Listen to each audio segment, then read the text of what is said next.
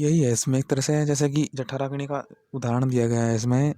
कि पेट में खाना पड़ा है थोड़ा ही, बार बार खाने की विषम अग्नि होते हुए भी इच्छा करते रहेंगे, पहले उसको तो पचा ले। मतलब पेट में बहुत कुछ है, बहुत पेट में बहुत कुछ रस है, पहले बुराई को शांत कर लें, कमियों को दूर कर लें, शरीर को स्वस्थ कर लें। खाना तभी लाभकारी होगा, तभी हमारे लिए उपयोगी होगा। तो पहले उपदेश मेरे लिए कैसे हैं विद्वान के, या जब मतलब हम अहंकार में अपने को बहुत बड़ा समझते हैं कि मैं बहुत बड़ा हूँ, मेरे पास वो है, सब छूटता ही है, कुछ किसी के पास नहीं रहता, ये भी बात है पक्की। और तो इसके लिए हम क्या कर सकते हैं, जो ये हमारे पास है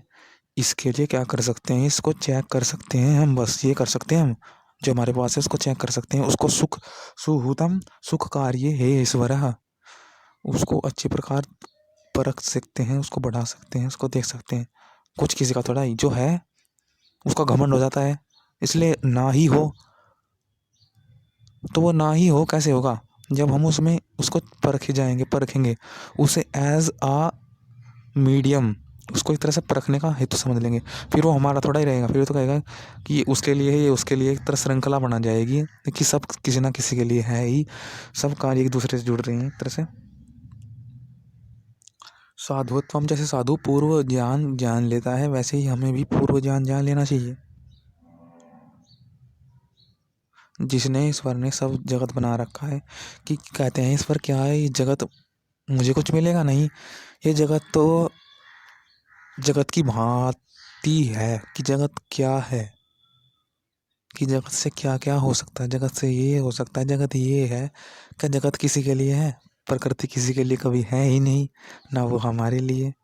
ना वो ईश्वर के लिए। मतलब हमारे लिए सुख का हेतु है, तो परंतु हमें सुख, कुछ पूर्ण सुख थोड़ा ही मिल जाएगा, हम उसको ना खा सकते, ना हमें कुछ उसका लगने का, आत्मा को ना कुछ अंदर जाता, मतलब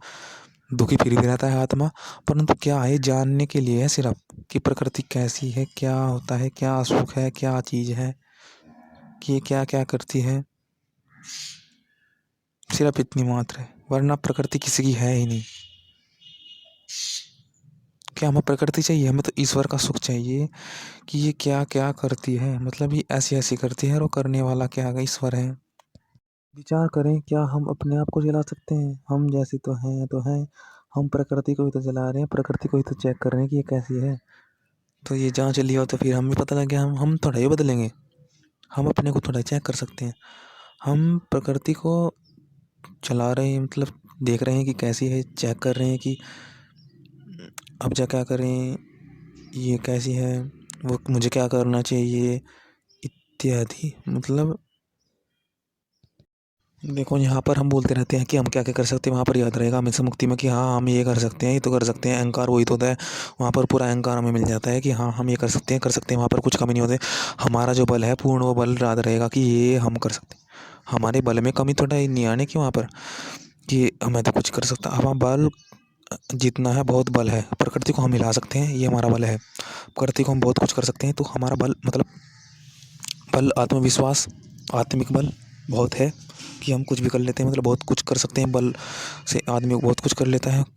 कुछ ना कुछ व्यक्ति कुछ कर लेते हैं, सब कर रहे हैं, हर व्यक्ति वो भी कुछ ना कुछ कर सकता है, जो कर रहा है उस वो हम भी कर सकते हैं, बस हमें समझना ही तो है गुण कैसे, कि उसके गुण हमें मिल गए तो हम भी कर लेंगे। मतलब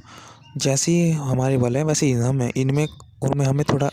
कम थोड़ा ही है बल, कि हमें थोड़ा कम मटेरियल थोड़ा ही है, हम तो सूक्ष्म तत्व हैं,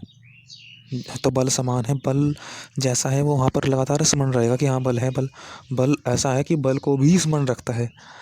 तो फिर यही तो हम भी तो हैं, हम तो सब हैं, तो पहले से ही सब है, तो उसको देखना है कि हाँ हमारा बल क्या है, क्या हम कर सकते हैं, क्या मेरे लिए उपयोगी है,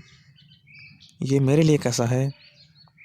जो मैंने पाल बात पहले कही थी कि मेरे लिए कैसा है, ये कैसा है, मेरे लिए कैसा है, अनासयात,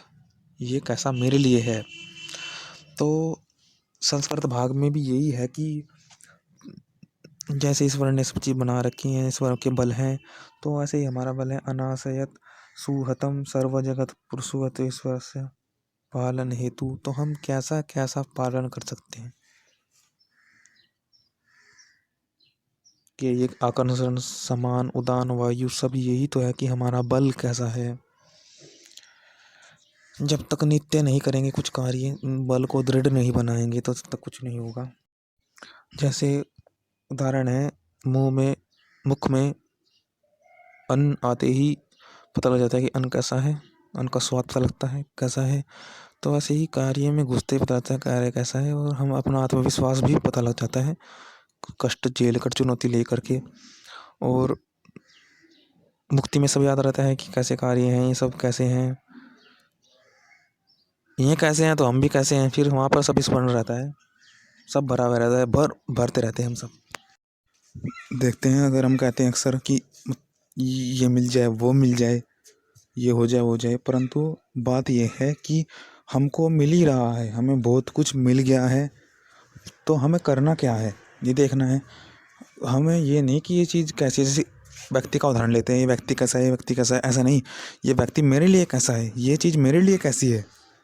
ये महत्वपूर्ण है। क्या मैं अपने, उदाहरण के तौर पर ले लीजिए, क्या मैं